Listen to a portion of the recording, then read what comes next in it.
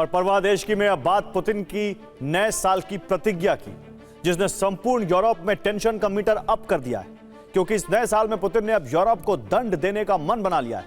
Moscow से ऐसे संकेत मिले हैं कि नए साल के साथ ही युद्ध का विस्तार यूरोप तक हो सकता है। पुतिन ने बाकायदा इसका ब्लूप्रिंट भी तैयार कर लिया है।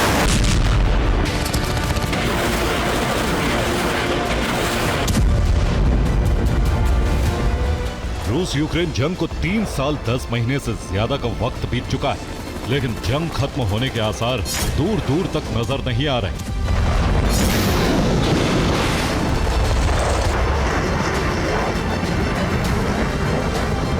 क्योंकि ना ज़ेलेंस्की झुकने को तैयार है, ना ही पुतिन रुकने को।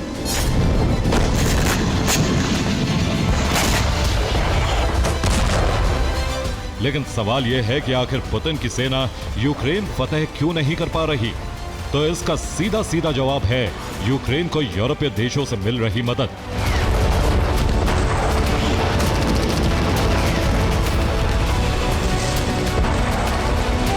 वो यूरोपीय देश ही हैं जो पुतिन की राह का सबसे बड़ा रोड़ा बन बैठे हैं। यूक्रेन को हथियारों की सप्लाई कर रहे हैं, उसे रूस के खिलाफ जंग की आग में झोंक रहे हैं।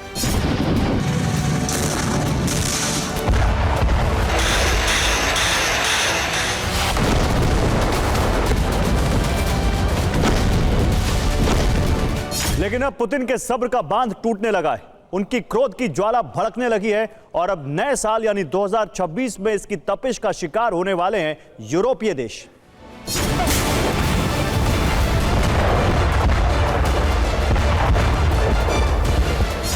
अब से चंद दिनों के बाद साल 2025 खत्म होने वाला है और साल 2026 के आगमन के साथ ही पुतिन ने यूरोप दहन का ब्लूप्रिंट तैयार कर लिया है। एक ऐसा ब्लूप्रिंट जो दुनिया में महायुद्ध का आगाज करने वाला है।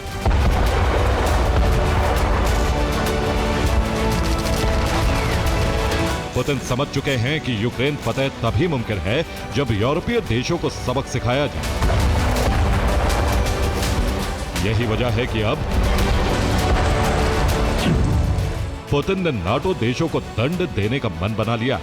पुतिन ने 2026 के लिए अपनी रूपरेखा भी तैयार कर दी और उनके टारगेट पर हैं 5 यूरोपीय देश, और वो देश हैं ब्रिटेन, जर्मनी, फ्रांस, पोलैंड और बाल्टिक देश। और अब पुतिन ने मिशन यूरोप का पहला अध्याय भी शुरू कर दिया, जिसकी गवाही ये तस्वीरें दे रही। तस्वीरें नॉर्वेजियन सागर की, जहां रूस के 2 न्यूक्लियर Tu-95 बॉम्बर्स उड़ान भरते नजर आए। न सिर्फ उड़ान, बल्कि ब्रिटेन के एयर स्पेस के पास तक पहुंचे।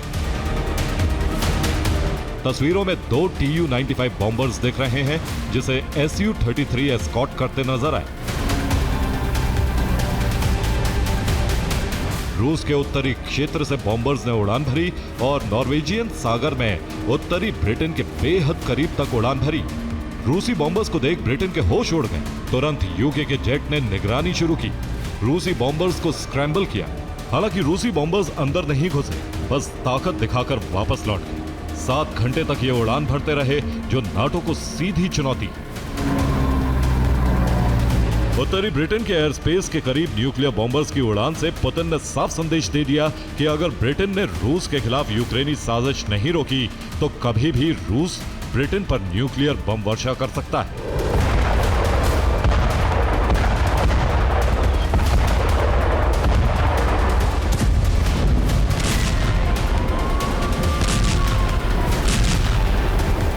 एक तरफ आसमान से पुतिन ने ब्रिटेन को चिताया, तो वहीं समंदर में भी पुतिन की जंगी तैयारी ने ब्रिटेन की टेंशन का मीटर अप कर दिया।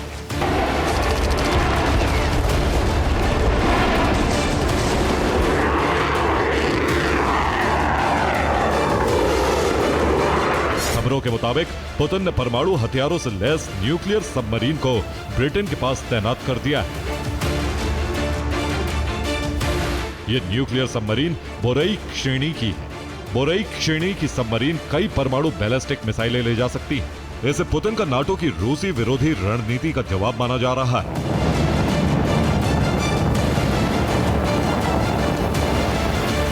रशिया एक वो प्रेशर क्रिएट कर रहा है, एक वो इंटेंशन दिखा रहा है, एक वो एनवायरनमेंट बना रहा है जहां यूरोपियन यूनियन की कंट्रीज जो हैं वो इनसिक्योर हो और वो दौड़कर यूएस के पास जाए और यूएस और यूरोपियन यूनियन के डिफरेंसेस को वो एनकैश करना चाहता है कि अगर वो थ्रेटन करेगा तो शायद यूएस उसकी एड में नहीं आएगा यूरोपियन यूनियन की।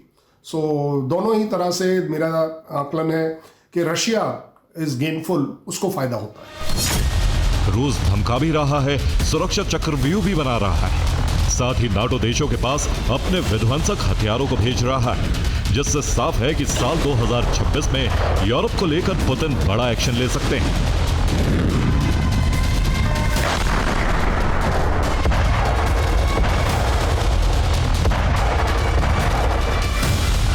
सिर्फ ब्रिटेन ही नहीं, रूस अब सीधे उन देशों को टारगेट करेगा जो यूक्रेन को बारूद सप्लाई कर रहे हैं। उसमें पुतिन के टारगेट पर पोलैंड भी।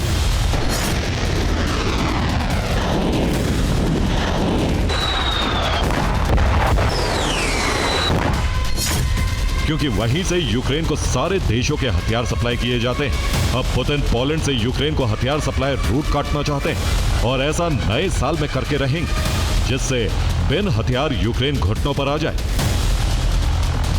पुतिन का साफ कहना है कि रूस यूक्रेन की जंग में यूरोपीय देशों की दखलंदाजी उन्हें बर्दाश्त नहीं। साथ ही जिस तरीके से नाटो देश रूस के खिलाफ लामबंद होकर जंग की तैयारी कर रहे हैं, उसने भी पुतिन को भड़का दिया। हालांकि पुतिन का कहना है कि वो यूरोप से जंग नहीं चाहते, लेकिन अगर यूरोपीय देश रूस से जंग चाहते हैं तो रूस जंग के लिए तैयार है।